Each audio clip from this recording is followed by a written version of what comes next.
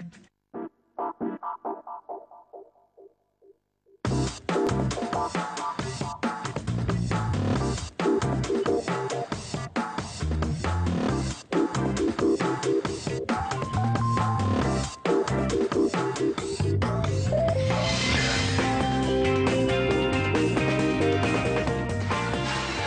tiens ma promesse, celle que je vous ai faite sur le toit de la rue de Solferino.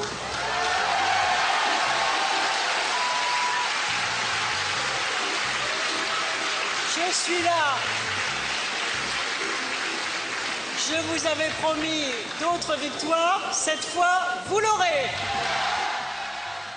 Certains ont fait le pari d'un remake en 2011 de la précédente primaire, mais globalement, la stratégie des candidats semble assez différente. Pas d'attaque ou pas trop, pas de surenchère people. Alors, quelles sont les cartes jouées par les candidats socialistes? Que nous disent-elles sur leur personnalité et quel impact ont-elles sur les électeurs potentiels? Pour répondre à ces questions et pour déshabiller en tout bien, tout honneur, Martine, Ségolène, François, Manuel, Jean-Michel et Arnaud, avec nous 4 invités, un spécialiste du PS, Rémi Lefebvre, auteur de cet ouvrage, Les primaires socialistes, la fin d'un parti militant. Alors la couverture est dans joli rose, hein, mais c'est assez critique sur le processus des primaires. Un spécialiste du langage corporel, Stéphane Bunard, pour analyser les micro-gestes et micro-expressions, un aspect essentiel qui nous impacte souvent de manière inconsciente. Un linguiste, Dominique Minguenot, professeur à Paris 12, et un spécialiste de la rhétorique, Philippe-Joseph Salazar, alors auteur de ce livre, Paroles de leader, pour décrypter le discours des puissants. Dans cette émission, ce sera ceux des candidats socialistes, des candidats qui cherchent à se démarquer évidemment les uns des autres, et parfois c'est assez simple tellement leur approche et leur attitude sont différents. Cas d'école avec François Hollande et Martine Aubry, c'était le 25 septembre lorsque la gauche s'est imposée au Sénat. Sur le coup des 18 heures, les deux candidats sont arrivés sur place. On commence par François Hollande qui, après cette avancée avec des contractions dans la cour, fait une déclaration aux caméras. C'est dès qu'il arrive. La gauche semble être majoritaire, même s'il faut être prudent et collecter les résultats jusqu'au bout. C'est à la fois un événement historique, car malgré un mode de scrutin qui n'est pas le plus incontestable, les résultats qui ont été obtenus, élection après élection, cantonale, municipale, régionale, autorisaient la gauche à avoir cet espoir, il est confirmé. C'est aussi, pour le prochain président de la République, s'il est de gauche, un sérieux atout. Car ce serait la première fois sous la Ve République qu'un président socialiste ou qu'un chef de gouvernement socialiste pourrait disposer d'une majorité de gauche au Sénat. Et pof, il en profite pour se projeter, alors même pas dans la campagne présidentielle, mais carrément après la victoire du PS, même si c'est au conditionnel. Et ce n'est pas du tout la stratégie de Martine Aubry qui, elle, arrive en même temps, mais va attendre 1 heure, le temps de l'annonce officielle des résultats, pour se déclarer publiquement. Et voilà ce que ça donne lorsqu'elle arrive au Sénat, dans la cour. Attention à vous, attention à vous. Pardon, merci. Vous pensez que le serait à gauche ce soir? Attention, voilà, attention. Comment allez-vous? C'est bon, messieurs, on reste là, on reste là. Non, monsieur, t'as avec moi. Voilà. Excusez-moi. Vous y croyez? Vous y croyez, madame Aubry? Pour l'instant, tout est possible. Voilà, et les portes de l'ascenseur se referment sans qu'elle ait répondu. Alors, quel contraste entre ces deux images. On a presque l'impression qu'elle fut une question embarrassante, alors que c'est quand même la victoire de la gauche au Sénat. Que vous inspire le contraste entre ces deux images, Rémi Lefebvre? Ben elle fuit. Alors, est-ce que ça... Je pense pas qu'il faut se faille surinterpréter cette indétermination. Non, je dis, elle donne l'impression. Non, mais je veux dire, pour la première personne qui voit l'image, on essaye de voir comment l'image, même si elle y répond plus tard, comment ça joue de manière un peu subliminale. Manifestement, elle ne capitalise pas sur la victoire. Et là... François Hollande... C'était très politique, ça, comme déclaration. Il tire tout de suite les dividendes de cette supposée victoire sénatoriale, puisque quand il répond. Et donc, du coup, non seulement il capitalise la victoire, mais il articule à sa présidentiabilité, puisque il annonce, d'un certain point de vue, voilà, il se met dans l'histoire de cette victoire au sénatorial. D'accord. Un petit mot, Dominique Magonneau. Alors bon, sur Martine Aubry, j'imagine un petit peu moins, parce que pour le coup, elle ne dit pas grand-chose. Ce sera peut-être plus sur le non-dit que ça se joue. Bah, pour François Hollande, je confirmerai tout à fait ce que dit mon voisin, c'est-à-dire qu'il assume de manière imaginaire à l'avance un ethos de président. C'est-à-dire que si on regarde son discours, d'abord il manie essentiellement la modération, il semble, si, même si, etc. Et puis, la modération, ça fait président. Ça fait président, ça fait au-dessus des partis. Et deuxième caractéristique, il a un discours extraordinairement surplombant, balancé avec quand même une syntaxe assez complexe, puisque c'est à la fois, c'est carrément un cours professoral. Il se met en position à la fois didactique et analytique. Et on a l'impression vraiment qu'il est, dans son corps même, déjà en train d'incarner la parole présidentielle, avant même qu'il y ait eu l'élection en réalité. C'est comme si, quelque part, son corps mimait à l'avance déjà le statut du président. Ah, d'accord, alors on va vous faire réagir sur son corps qui mime. Un petit mot, Philippe-Joseph Salazar, vous êtes d'accord? Absolument, comme dit l'autre. Quel consensus formidable. Ce qui me frappe tout de même, c'est qu'il continue d'employer l'expression « le président de la République ». C'est-à-dire qu'il n'y a aucun respect pour le fait qu'il ça peut être une femme. On n'arrive pas à tourner la chose de manière différente. La personne qui occupera la présidence de la République. Ah oui, mais ça c'est peut-être volontaire de sa part, pour le coup. Je ne sais pas. Alors, je voulais vous faire réagir à une autre image. C'est juste après. Les deux donc, se retrouvent pour assister au discours de Jean-Pierre Bel, président du groupe socialiste au Sénat. Ils sont tous les deux côte à côte. Ils applaudissent. Là aussi, impression peut-être d'un petit malaise. C'est parti pour 25 secondes d'applaudissements. Très bien.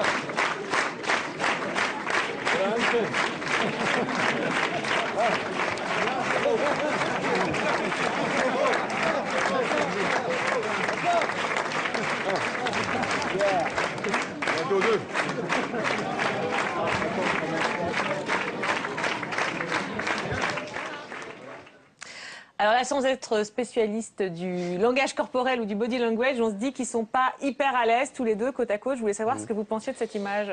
Ben en fait, quand on applaudit, la hauteur des mains nous renseigne sur le degré de satisfaction qu'on ressent dans le moment. Et il nous semble, quand on applaudit les mains en l'air, on est content. Voilà, on est davantage satisfait quand on applaudit là. D'ailleurs, on voit au théâtre des gens qui applaudissent là, on voit rarement des gens faire ça ou des gens faire ça. D'accord. Hein? Alors qui applaudit avec les mains en l'air? A priori, il semblerait que François Hollande soit, mais on ne le voit pas forcément très bien sur l'image, mais un poil au-dessus par rapport à Martine Aubry, donc il y a plus de plaisir dans l'affaire.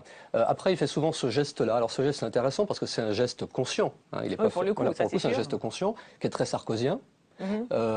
Très binaire, hein. Il y a ceux qui se lèvent tôt, il y a ceux qui se lèvent pas tôt, il y a ceux qui ont une Rolex, il y a ceux qui n'en ont pas. Alors c'est bizarre, c'est très américain. Alors est-ce que c'est Hollande, Obama? Faut voir, où est-ce qu'il a pioché ça? Je sais pas, c'est vrai moi j'avais jamais vu faire ce geste. Alors moi non plus, voilà, donc on le verra peut-être pendant la campagne. C'est une interrogation. Alors Philippe-Joseph Salazar, oui, vous vouliez faire une petite réaction sur Je trouve ça assez bizarre en fait, cette salve d'applaudissements. Qui sont-ils en train d'applaudir? Ils applaudissent le président du groupe socialiste au Sénat, qui vient de faire un discours au moment où le Sénat passe à gauche. Vous avez l'impression qu'ils s'applaudissent eux-mêmes? J'ai l'impression que les couteaux sont dégainés aussi. Ces mains qui applaudissent cachent le poignard. Moi, j'ai plutôt l'impression que c'est une parenthèse un peu incongrue dans un conflit. Hein. C'est-à-dire quand même, la primaire se tend, on est à quelques jours du vote. Il y a quand même eu c'est une phase de dramatisation, et puis tout d'un coup, c'est un moment suspendu où il y a une victoire qui concerne l'ensemble du parti. Je trouve Martine Aubry très très mal à l'aise sur cette. Alors que regardez, François Hollande a un sourire. D'ailleurs, c'est étonnant parce que moi je pense que François Hollande a fait un travail considérable sur lui-même pour contenir son sens de l'humour, son côté, sa jovialité assez naturelle. On l'a vu sur l'extrait précédent, et là on la voit à nouveau sourdre par moments. C'est-à-dire que je pense qu'il réprime ce côté-là chez lui. On le voit là qu'il est hilar. Martine Aubry est figée. Alors pourquoi Martine Aubry est figée alors que le Sénat passe à gauche? Est-ce que François François Hollande, qui est plus proche de Monsieur Bell que Martine Aubry, pense qu'il va tirer un peu plus le profit de cette échéance. En tout cas, là, je trouve que globalement, François Hollande est plus à l'aise dans cet exercice. Alors que Martine Aubry, qui, comme vous le voyez, a arrêté c'est elle qui arrête les applaudissements avant les autres. Comme si elle voulait mettre un terme. On a l'impression que lui veut s'arrêter, c'est finalement elle qui donne le signal. Alors c'est compliqué aussi parce que Martine Aubry, elle est d'un certain point de vue comptable de la victoire, peut-être plus que François Hollande, puisqu'elle a mené le parti et que les dernières victoires aux élections locales, c'est à son profit qu'on peut. Bien sûr. Voilà. Donc c'est peut-être qu'elle est plus mal à l'aise juste dans cette situation-là que lui. Voilà, peut-être. Une dernière petite réaction sur Martine Aubry. Oui, Martine Aubry, c'est vrai qu'elle a très souvent le sourire inversé. Hein, donc ça, c'est un peu lié pour des raisons physiologiques, mais c'est aussi le ton. Le sourire inversé, c'est quoi? C'est sourire par en bas, quoi. Comme ça, oui. Mais c'est quelqu'un qui a des principes, c'est quelqu'un, voilà, c'est une femme de principe, etc., etc. Et là, alors. Et Hollande, lui, quand il cherche, alors il tourne la tête de partout, il cherche l'approbation aussi. Enfin, il a envie d'être vu, hein, tout simplement, et il cherche des regards pour, j'imagine, oui, recevoir une espèce d'onction, comme si finalement cette victoire était déjà un peu la sienne. Hein. Alors, bon, vous l'avez dit, hein, c'est un moment où la campagne se tend. Cela dit, aujourd'hui, cette image où on les voit tous les deux côte à côte, cette image d'unité semble presque évidente. Et pourtant, elle ne l'était pas du tout il y a quelques semaines encore, lorsque les deux sont entrés en campagne pour la primaire. À l'époque, ils s'évitaient carrément, même quand ils étaient dans la même ville, comme par exemple à Avignon, mi-juillet. On regarde. On attendait la rencontre à Avignon des deux favoris de la primaire socialiste. En fait, ils ont plutôt joué à cache-cache dans la Cité des Papes. François Hollande à la maison Jean Villard, Martine Aubry à la Fondation Lambert. Non, ils ne s'évitent pas, ils font confiance à la chance. Ici, c'est simple, c'est normal, on rencontre les gens, on est dans la rue, voilà, les choses sont naturelles. Le hasard fait très bien les choses, vous allez voir. Et le talent fait aussi le reste. Un impromptu de Manuel Valls dans la rue, rassurez-vous, la guerre des trois n'aura pas lieu. Je vous ai dit qu'il y avait plein de hasards. Comment ça va? Oui, il y a beaucoup de candidats. Mais elle est là, regardez, derrière. Elle est là, tout là-bas, hein, au bout du journal. Voilà, alors ils ne s'étaient pas rencontrés, mais ils s'étaient parlé par caméra interposée lorsque Martine Aubry avait proposé d'augmenter à l'occasion de cette visite le budget de la culture de 30 à 50%. On écoute la réponse de François Hollande et la réponse à la réponse de Martine Aubry. Moi, je ne tomberai pas dans une espèce de montée, là, comme ça, à l'échelle qu'on appelle du perroquet, je crois, hein, où on va proposer plus. Non, il faut dire la vérité sur l'état de nos comptes et en même temps dire que la culture sera une de nos priorités. Il a raison, il faut juste faire ce qu'il faut, c'est-à-dire donner les moyens à la culture d'exister, à la création, à l'éducation artistique. C'est exactement ce que je propose. Voilà, on ne va pas monter à l'échelle du perroquet. Ça a été, il faut quand même bien le dire, hein, dans cette campagne des primaires, une des seules vraies critiques formulées face caméra par François Hollande. Alors, je voulais savoir, Dominique Manguenot, ce que vous pensez de la manière dont il formule cette critique, du choix du mot, de la réponse de Martine Aubry. Même si c'est court, est-ce que ça vous inspire? Moi, ce qui m'intéresse, c'est la phrase qui revient souvent chez lui. Il faut dire la vérité. C'est-à-dire, il se positionne toujours comme celui qui est quand même le plus réaliste, si je peux dire, par opposition aux idéologues. Enfin, implicitement, il y a quelque chose comme ça. Et alors, ce qui est curieux, c'est la réaction de Martine Aubry qui dit, en gros, je ne sais plus, c'est exactement ce que je propose. C'est-à-dire que là, on est dans une stratégie ponctuelle, parce qu'on aurait pu imaginer qu'elle est... Comment dire, que sur la culture, elle marque une différence. Or, manifestement... Elle marque une différence et après il la critique, elle dit mais finalement on propose pareil. Voilà, c'est très ponctuel. Je trouve qu'à ce moment-là, elle n'avait pas envie de creuser un différend. Voilà. Quant au perroquet, là, je ne sais pas s'il faut surinterpréter. Bah si, allons-y, surinterprétons. Non, mais c'est parce que alors ça a paru très violent. Est-ce que ça vous paraît violent, l'échelle du perroquet? Vous savez, c'est le problème du signifiant. C'est-à-dire que les mots ont tout un potentiel sémantique et quand vous parlez, vous ne captez qu'une facette du sens. Mais le récepteur, lui, capte toutes les facettes. Et plus il y a de récepteurs, plus il y a de facettes. Donc c'est vrai que perroquet, ça peut être parole vide, etc., etc. Mais il ne faut pas forcément penser que c'est cette facette-là que voyait le candidat. C'est un problème de réception. Alors, quelle facette il pouvait voir? Parce que c'est vrai qu'on entend effectivement un petit peu ça dans cette phrase. Qu'est-ce qu'il pouvait voir comme facette?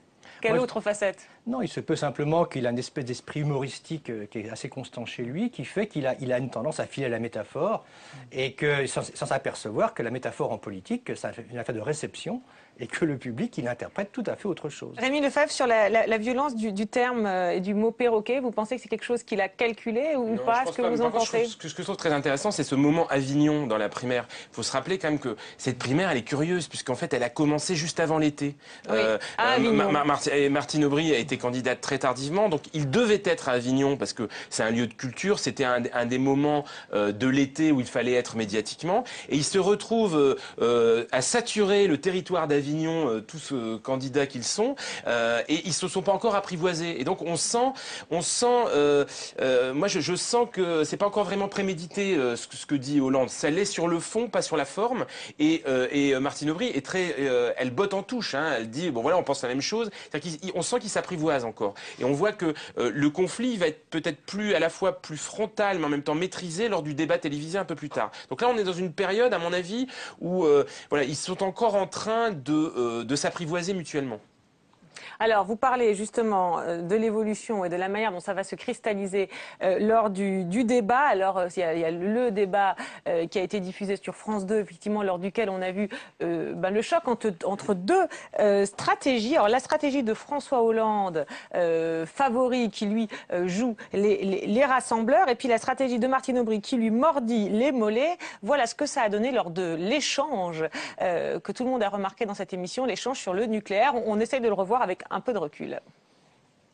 Dès 2012, François Hollande nous a dit il faut réduire mais pas sortir. Oui, mais si on considère que c'est dangereux, si on considère effectivement qu'il va falloir d'ailleurs dépenser 45 milliards pour remettre les centrales actuelles au bon niveau, ça va coûter beaucoup plus cher que ce que ça coûte aujourd'hui. Pourquoi réduire ? Ou on supprime. Enfin, je veux dire, c'est une question d'analyse. Posons-nous une question, puisque nous sommes dans ce débat, c'est utile. Ça s'anime en plus, c'est bien. C'est bien. Le président de la République, et je souhaite que ce soit l'un ou l'une d'entre nous, même si j'ai ma préférence, mais il est élu président de la République. Il a à prendre des décisions et l'horizon est 2025. Quelle est la proposition de chacun quant à la part du nucléaire dans la production d'électricité en 2025 ? Un dernier thème. On ne m'a pas répondu sur 2025. Je fais juste l'observation. Ségolène Royal a répondu. Non, mais Martine, est-ce que quelle est la part du nucléaire en 2025 ? Voilà. Je vais répondre je vais essayer d'être rapide. Pour moi, le nucléaire, c'est une énergie de transition. L'uranium, il y en a de moins en moins, ça coûte cher. Il va falloir effectivement rééquilibrer l'ensemble de nos réacteurs si on veut les garder. Et il y a le problème de sécurité qui n'est pas seulement un accident dans une centrale, mais qui est qu'est-ce qu'on fait du démantèlement des centrales? On ne sait pas faire. On les bétonne aujourd'hui. Qu'est-ce qu'on fait du plutonium qui sort et des déchets? On ne sait pas aujourd'hui. Donc moi, je crois que cette énergie-là, c'est une énergie du passé. Donc voilà, ça y est, très bien, j'ai obtenu ma réponse. François, et nous sommes tous d'accord. Non, nous ne sommes pas d'accord.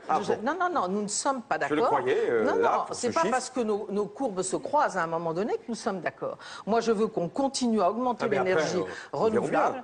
Oui, d'accord, mais il faut donner un cap à un pays. Le cap, c'est 2025. Le nucléaire, c'est très important. On ne peut pas dire aux Français peut-être ben que oui, peut-être ben que non. Alors cet échange a évidemment beaucoup été commenté à chaud par les politologues. Hein. On avait vu Martine Aubry qui cherchait à se démarquer, François Hollande qui jouait le rassembleur. Mais alors je trouve intéressant de voir avec un peu de recul, puis avec des regards justement un petit peu décalés.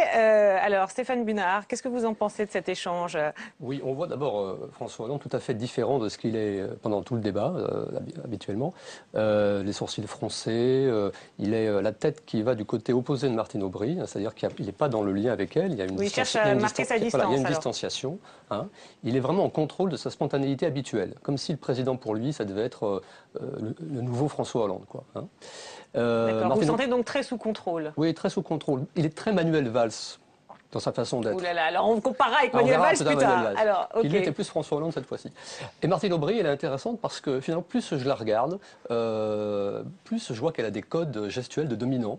Les poignets sont ascendants, toujours. Il y a une bonne utilisation des deux mains, donc la main droite qui est la main d'élaboration du discours, la main gauche qui est plus la spontanéité, tout ce qui sont les valeurs, par exemple, sont souvent à gauche. Et le fait d'utiliser les deux mains comme ça, à bon escient, montre qu'il y a d'abord un bon équilibre entre les deux hémisphères cérébraux, mais que sans doute les valeurs perfusent, infusent en tout cas son discours. hein. Et il y a peu d'autocontact, ça veut dire qu'il y a peu de moments de mal-être, elle se touche très Donc vous peu la les mains, sentez à etc. l'aise en fait finalement dans Oui, sa donc gestuelle, finalement voilà, elle est à l'aise dans ce moment, elle est à l'aise dans ce moment où finalement elle affirme sa différence. Oui, complètement. Et puis il y a 2 fois la langue qui sort. D'accord, et ça veut dire quoi ça, la langue qui sort? C'est un moment en l'occurrence de délectation, ça veut dire que c'est un sujet dont elle a envie de parler. Philippe-Joseph Salazar, là-dessus. Le coup de la langue qui sort en se délectant de la fin nucléaire, ça me laisse rêveur. Ce que je remarque pourtant, c'est... C'est pas en se délectant de la fin nucléaire, c'est en se délectant de son attaque. Je n'ai pas trop compris ce qu'elle voulait dire. Vous n'avez pas trop compris. Mais ce qui me frappe, c'est qu'ils sont incapables de débattre l'un avec l'autre. Ils s'interrompent constamment l'un l'autre. Vous avez remarqué, elle le coupe, il la coupe. Oui, ils sont ravis de ce débat, mais vous trouvez qu'ils n'y arrivent pas, Ils ne s'écoutent pas, en fait. Oui, Rémi Lefebvre, en revoyant ça avec le recul, justement. On voit Hollande à la fois en retenue, mais il jubile. Parce que je pense qu'il a cerné au sens où il a coincé Martine Aubry. C'est-à-dire qu'au fond, il l'a pris au piège de son propre délai 2025. C'est-à-dire qu'il demandait des clarifications. Et pour moi, donc, Martine Aubry est à la fois offensive, elle est combative, mais en même temps, je pense que c'est Hollande qui marque des points. Et alors, ce qui me frappe aussi sur Hollande, c'est qu'il a à la fois une mine grave, mais en même temps, parfois, il a le visage qui... Il sourit énormément. Il jubile. Bon, vous voyez jubiler. À un moment donné, on le voit. Il a des sourires. C'est-à-dire qu'on sent qu'il a vraiment... Il joue un personnage et que... regardez, là, on le voit. Et que parfois, voilà, il sait très bien qu'il a fait son petit coup. Il reste un enfant de la politique. Il joue avec la politique. Et à un moment donné, on le voit, c'est l'ancien François Hollande qui surgit sur le visage. D'accord. Donc en clair, vous voyez Martine Aubry qui jubile, vous voyez François Hollande qui jubile. On va dire qu'ils ont peut-être jubilé tous les deux, Dominique Maguenot, sur leur rhétorique à tous les deux. Moi, le point le plus essentiel pour moi, c'est que François Hollande cherche à cadrer lui-même le débat, à prendre la position, qu'il pose une question. Parce qu'il dit « posons-nous une question ». Et en fait, c'est lui qui pose la question. Et en posant la question, c'est lui qui impose l'agenda aux autres et qui les somme de répondre. Et alors, ce qui est intéressant, c'est que tout ce qui se déroule après, finalement, est dominé par lui, puisque c'est sa question qui a ouvert l'espace de la parole. Et à la fin, il veut rafler la mise en disant « j'ai eu ma réponse ». Ouais. Et alors, elle a tout de suite compris, Martine Aubry, qu'il y avait un piège. C'est-à-dire qu'après le moment où c'est lui qui dit « j'ai eu ma réponse », c'est lui qui dit, en gros, c'est moi qui ai contrôlé entièrement l'interaction. Bon, ce qu'elle fait, c'est qu'à ce moment-là, elle dit « non, nous ne sommes pas d'accord », de façon à montrer qu'il y a rééquilibrage de l'interaction et que finalement, il n'a pas... Alors, qui a contrôlé? Qui a le bon point pour le contrôle de l'interaction? Je dirais que c'est match nul parce que lui a cherché à contrôler, il a cherché à fermer la séquence, elle a vu le piège, elle a sorti et finalement... Il faut peut-être rappeler qu'il y a un enjeu des électeurs écologistes dans la primaire. C'est ça qui se trame derrière cet échange. C'est-à-dire que Martine Aubry parle là aux électeurs écologistes qui pourraient aller voter pour elle et François Hollande lui dit, voyez, elle n'est pas si claire que ça sur la question du nucléaire. Elle est comme moi. Alors, on a évoqué donc Martine Aubry et François Hollande, qui se donne souvent l'impression de se marquer, d'être au même endroit, tout en ayant des stratégies assez différentes, on l'a vu. On va en venir maintenant à Ségolène Royal, la candidate de 2007, qui elle a choisi une autre stratégie. Elle se compare, mais alors elle ne se compare pas à quelqu'un d'autre, elle se compare à elle-même en 2007 avec un discours qu'elle va répéter de plateau en plateau, un extrait sur Europe 1. Gardez un bon souvenir des débats de 2006 avec Dominique Strauss-Kahn et Laurent Fabius. Je pense que nous ne sommes plus dans la même époque. En plus, j'ai beaucoup changé depuis cette époque. Vous avez changé? Beaucoup, oui. J'aborde ces débats différemment, bien sûr. En quoi avez-vous changé? J'ai changé en maturité, en profondeur. J'ai travaillé très dur pour être là, devant vous et tout à l'heure devant les débats et bientôt devant les Français.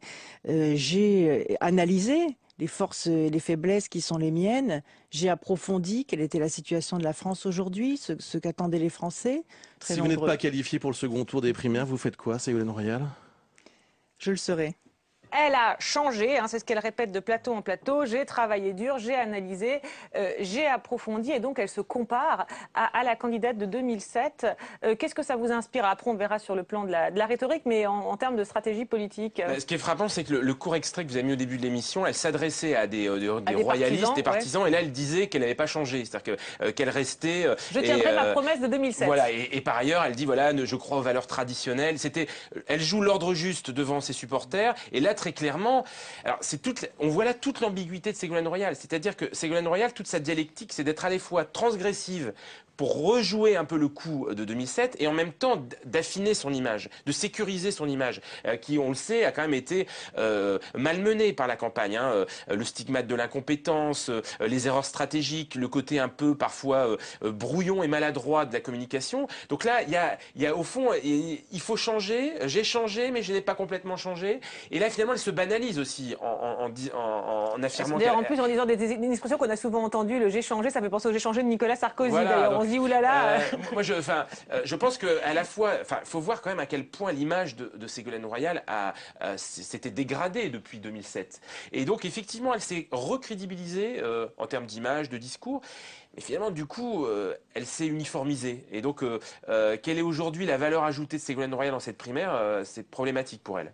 Alors, ça, c'est le spécialiste de la politique qui parle. C'est vrai qu'il y a vous l'avez noté, effectivement, une différence entre le moment où elle s'adresse à ses supporters en disant je vais tenir ma promesse. Est-ce que vous voyez, vous aussi, une contradiction dans son argumentation?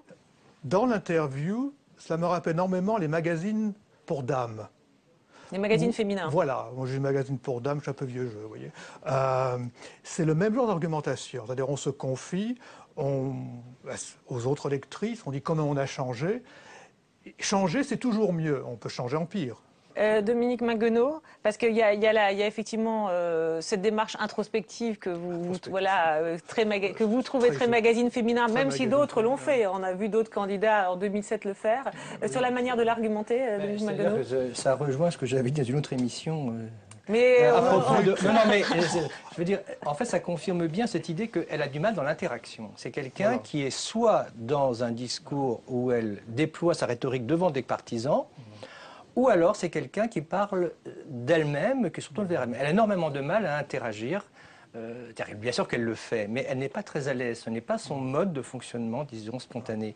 Et là, on le voit très bien, en fait, parce que ce j'ai changé, en fait, c'est destiné à mettre en scène le jeu de l'énonciation présente. C'est-à-dire qu'en fait, quand elle parle du passé ou même du présent actuel, c'est en fait pour dire que celle qui se présente, c'est maintenant qu'elle est différente. Ce n'est pas la Ségolène qu'on a vue devant Sarkozy qu'on a ici. On a une Ségolène douce, faiblement maquillée, qui parle d'une voix extrêmement ténue, introvertie. Donc manifestement, c'est un contre-discours. Elle est là pour dire « j'incarne ». Oui, elle essaye d'incarner ce qu'elle dit. Lefebvre. Et d'ailleurs, elle parle de maturité de profondeur et son personnage se fait mûr et profond à travers sa voix et à travers ses gestes et sa manière d'être. Donc il me semble que là, c'est un peu comme chez Hollande, c'est-à-dire qu'il y a une espèce de mise en scène par le corps et la voix de ce que prétend faire le discours. Un dernier petit mot là-dessus, Rémi Lefebvre. Ce qui est très frappant, c'est le décalage entre la Ségolène Royal flamboyante de 2006 et là la Ségolène Royal qui a beaucoup de mal à trouver sa place, qui est finalement peu audible, qui est maintenant dépassée dans les sondages par Arnaud Montebourg et qui finalement n'arrive plus à installer, vous parliez tout à l'heure d'agenda, la maîtrise de l'agenda c'est essentiel. Aujourd'hui, le tempo, l'agenda, c'est François Hollande. Et Ségolène Royal, elle cherche en fait à gommer, à neutraliser les erreurs de sa campagne précédente, mais elle n'est plus véritablement motrice et dans la dynamique de la campagne primaire. Et d'ailleurs, c'est vrai que c'est frappant de voir qu'elle est un peu... Ces thématiques n'ont guère évolué d'ailleurs au fil de la campagne. Alors vous évoquiez les sondages, alors même s'il faut faire attention avec les sondages, hein, mais alors des sondages qui ont montré aussi ces derniers temps une percée des challengers Arnaud Montebourg et Manuel Valls. Manuel Valls que je vous propose d'écouter après le premier débat. Votre espoir, c'est de faire un bon score, pas d'être au deuxième tour. Et mon espoir, c'est d'imposer les thèmes qui me paraissent indispensables pour tourner la page du sarkozysme, pour regagner la confiance des Français et pour gouverner dans la durée. Et voter pour moi, pour mes valeurs, pour mes idées, que je défends depuis des années. Je pense que beaucoup de Français ont apprécié mon langage de vérité et ma cohérence. C'est voter pour une gauche précisément moderne, qui tourne la page des vieilles idées et qui est capable d'affronter les grands défis du XXIe siècle. Vous venez de parler du débat l'autre jour. Je crois qu'il a intéressé les Français parce qu'il y avait une qualité d'écoute, de respect des uns et des autres. Il y avait des convictions. Et encore une fois, je crois que j'ai réussi à faire passer ce discours de vérité qui est indispensable, non seulement pour que les Français croient de nouveau en la politique, mais tout simplement pour que nous puissions redresser notre pays. Alors là, on retrouve pour le coup l'argumentaire type de Manuel Valls sur ses valeurs, la gauche moderne, tourner la page du sarkozysme. Que pensez-vous pensez-vous de sa rhétorique? Alors, je parle sur la forme, hein, pas sur le fond, évidemment, mais sur la manière de développer son discours et ses arguments à un moment où, justement, il vient d'enregistrer un frémissement dans les sondages. Vous me prenez au dépourvu, mais ce qui me semble très intéressant avec Valls, c'est qu'il confond vérité et conviction. Je trouve ça très intéressant.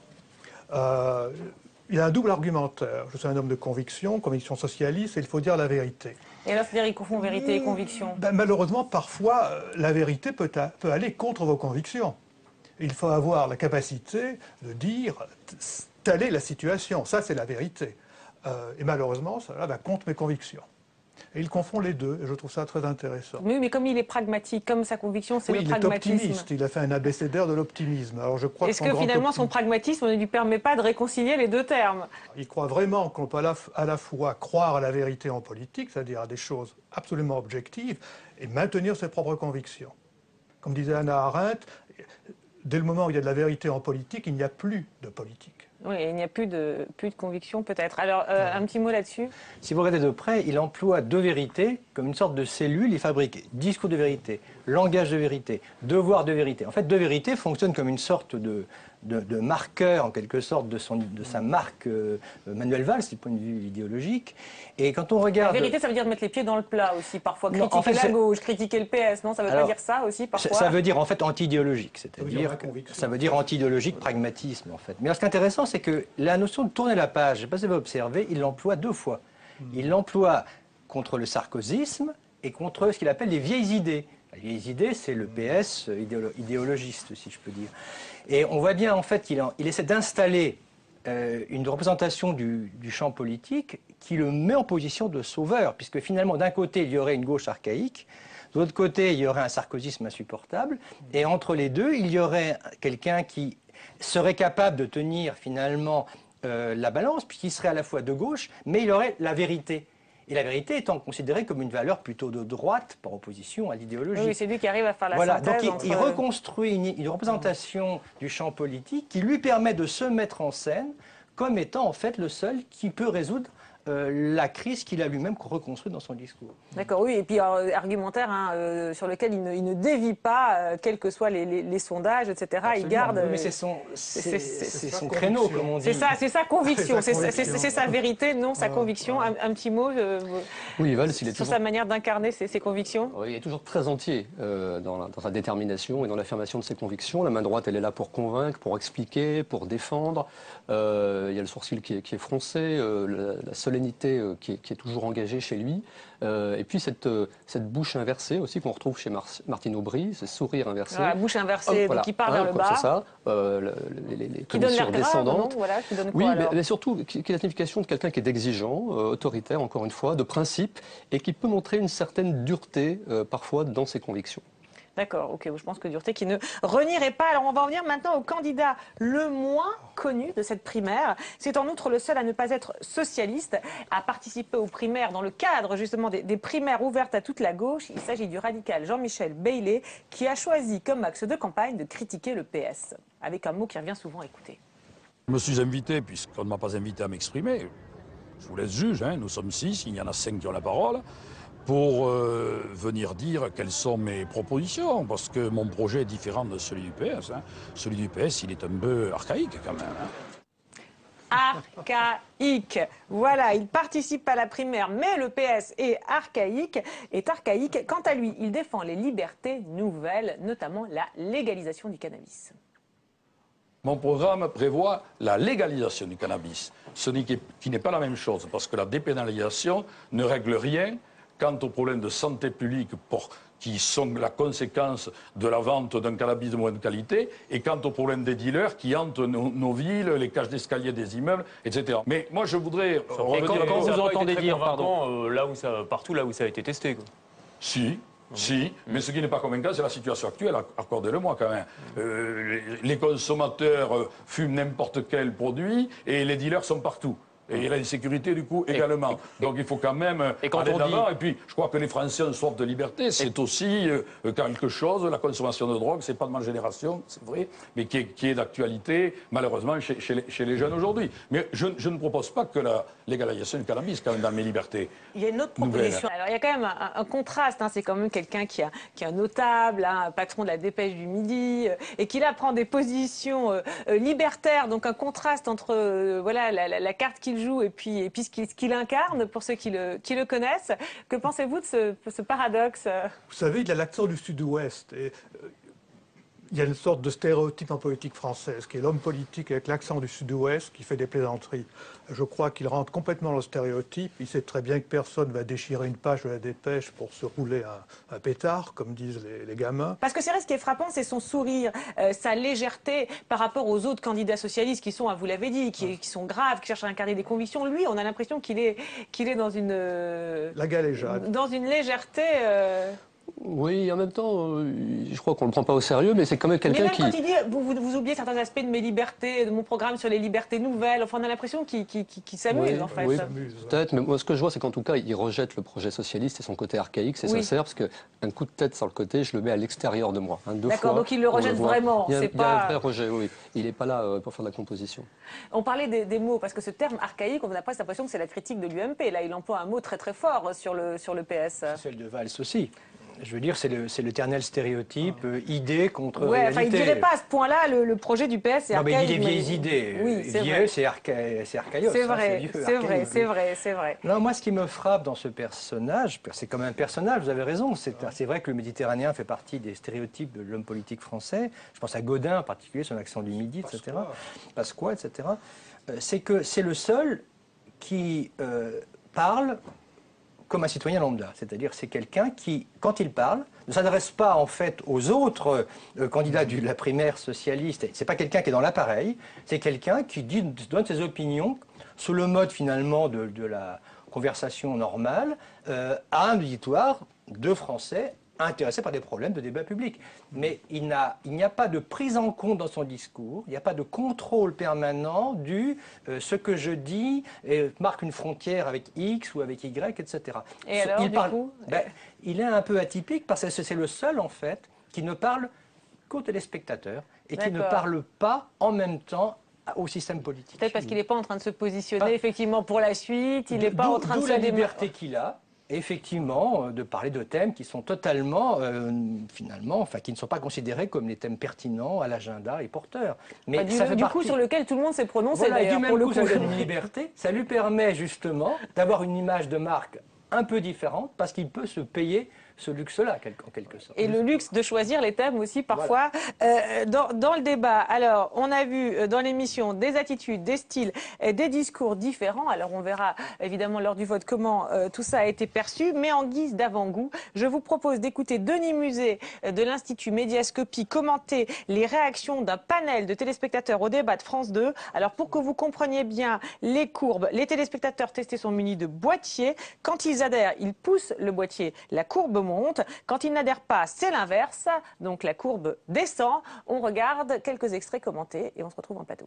Alors j'allais dire, le président ou la présidente que les Français attendent pour 2012, c'est celui ou celle qui aura cette constance, cette cohérence, cette stabilité, cette vision de l'avenir. Moi, je pense que les Français veulent d'abord retrouver quelqu'un qui incarne les valeurs de la France. Le malaise des Français aujourd'hui, c'est bien sûr de vivre mal, de ne pas savoir le 10 du mois comment on va le terminer, de se demander comment on va payer les études de ses enfants. C'est pour ça que je souhaite l'allocation d'autonomie. Mais c'est aussi de se dire, dans le fond, notre pays, il est en train de se rapetisser parce qu'il défend plus ce qu'il est. Il faut retrouver sa force. C'est évidemment la politique industrielle et autres, mais il faut aussi retrouver la justice. Il faut aussi retrouver des services publics qui fonctionnent mieux, avec une vraie révolution. Voilà, contrairement à François Hollande qui était dans la cohérence, la stabilité, une vision de long terme, elle est donc dans la stabilité, elle dit il faut une révolution. Donc c'est vraiment l'idée de rupture et quelque chose de beaucoup plus radical. Et je crois que c'est vraiment dans cette campagne des primaires, on voit bien qu'il y a une opposition, une dialectique entre d'un côté des candidats, François Hollande, Baillet, le radical, qui sont sur une promesse plutôt de transformation, de réforme, beaucoup plus pragmatique, raisonnable, et puis d'autres qui sont dans une sorte de surenchère, de radicalité, qui propose la révolution. C'est ce que vient de dire Martine Aubry, très, très fugacement dans son propos. Elle glisse le mot de révolution. Absolument, c'est presque subliminal. Mais alors, ce qui est surprenant, c'est qu'on voit donc les courbes avec le même panel de téléspectateurs, et il y a adhésion chez François Hollande, il y a adhésion chez Martine Aubry, alors que, comme vous le dites, ils n'ont pas le même discours. Oui, mais il faut quand même noter que l'adhésion recueillie par Martine Aubry sur ce thème de la révolution et des valeurs est nettement plus haute que celle de François Hollande. C'est-à-dire qu'il y a une prime dans l'adhésion instantanée, dans la séduction instantanée du téléspectateur électeur. Il y a une prime à ce discours de la radicalité. Ça ne veut pas dire que... Révolution plus que stabilité. Voilà. Ça ne veut pas dire qu'au moment du vote aux primaires, lorsque les téléspectateurs devenus électeurs glisseront un bulletin dans l'urne, ça ne veut pas dire qu'ils primeront cette personne. Alors justement, là, on a vu ceux qui sont qualifiés quand même des plus hautes intentions de vote dans les sondages. On se demandait si la personnalité aussi du candidat jouait. Est-ce qu'on peut regarder un exemple avec un autre candidat radical, par exemple Arnaud Montebourg? Tout à fait. Oui, merci. On ne gagnera pas en imitant Nicolas Sarkozy. On ne gagnera pas avec ses idées, ses thèmes, ses fausses solutions. On gagnera face à Nicolas Sarkozy en ayant compris que le monde avait changé et qu'il était nécessaire d'inventer des solutions nouvelles. Et ce qui est intéressant dans le cas de Montebourg, que vous voyez, il formule cette proposition radicale avec toute la maîtrise, toute l'assurance, toute la stabilité de l'avocat qu'il est depuis très longtemps et qui maîtrise parfaitement l'art oratoire et son corps. Hein. Donc il a à la fois sur le fond un discours de la rupture et sur la forme un discours rassurant, une attitude très rassurante. Voilà, un discours de rupture, mais un air rassurant. Alors, Denis Muser dire que c'est un bon mix. Est-ce que vous êtes d'accord? Alors, je ne sais pas si c'est un révolutionnaire, mais en tout cas, c'est un séducteur. Il a tous les codes inconscients de séduction. Il regarde davantage avec son émi-visage gauche, avec son œil gauche. Donc, il veut faire entrer les gens dans sa bulle intérieure, dans le lien. Et puis, il a une certaine flexibilité des axes de tête quand il parle. Et puis, dans ce cas, c'est décodé comme de la flexibilité relationnelle. D'accord, flexibilité relationnelle. Ah bon, c'est pas ce qu'on prête souvent à Arnaud Montebourg, oui, mais bon, écoutez, voilà, vous n'allez pas dans le sens du vent. Un petit mot, Dominique Maganeau, sur ce mix entre justement l'apparence et le discours. Je ferai un rapprochement avec Ségolène Royal. C'est-à-dire que, je ne sais pas si vous avez remarqué, mais 2 fois, il oppose sa vision à lui, à l'appareil, au projet d'appareil. C'est-à-dire qu'en fait, lui, il a une vision et les autres sont des appareils. Et plusieurs fois, il dit tout le monde, tout le monde, tout le monde. Alors, il y a toujours cette idée qu'il est le seul, qu'il a un destin, une vision, et il compte, comme Ségolène Royal, sur cette séduction pour, en quelque sorte, passer par-dessus les appareils. Et en même temps, il a un discours qui est très rassurant, un ethos extrêmement calme et bien structuré. Et donc, effectivement, il joue sur les 2 tableaux. C'est-à-dire qu'il y a à la fois une tentative, comme Ségolène Royal, de passer par-dessus les appareils. Et en même temps, il y a quand même tout un discours avec des tas de d'ailleurs, etc., rassurant, pour en quelque sorte atténuer les effets trop destructeurs de ce court-circuitage, je dirais. L'emploi de mots d'ailleurs, ce sont des mots rassurants. Non, c'est le fait de mettre ça. C'est intéressant chez lui, c'est qu'il avance l'idée forte au début, proposition nouvelle, et après, il la justifie par des d'ailleurs successifs qui, en quelque sorte, viennent. Inversement, on fait l'inverse, on commence par argument. Voilà, qui viennent étayer sa proposition choc. Et calmer la violence de la première proposition. D'accord. Il va du général au particulier, voilà, toujours. De proposition générale, et il aboutit à lui-même. Et après, il est d'accord. Donc, on saura comment adoucir le poids de ces assertions, même violentes. Merci beaucoup à tous les 4 pour avoir décrypté le discours et l'image de ces 6 candidats à la primaire socialiste. Merci à Marie Lebon qui s'est levée tôt pour m'aider à préparer cette émission. Merci à Delphine Roussel qui s'est couchée tard pour la montée. On se retrouve la semaine prochaine à l'antenne et tous les jours sur le site de Public Sénat pour voir et revoir tous les déshabillés.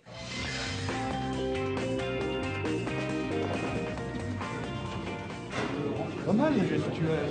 Il y a eu un travail qui a recensé à peu près 3000 signes qu'on peut voir sur le visage. Par exemple, à l'épaule droite de Sarkozy, c'est une volonté de performance. Chez Jospin, par exemple, c'est un cerveau droit dominant, donc il sert de sa main gauche comme de sa main droite, de manière assez dure. Là, j'ai appris quelque chose. Merci. J'ai beaucoup de choses à apprendre en rhétorique. Mais rien du tout.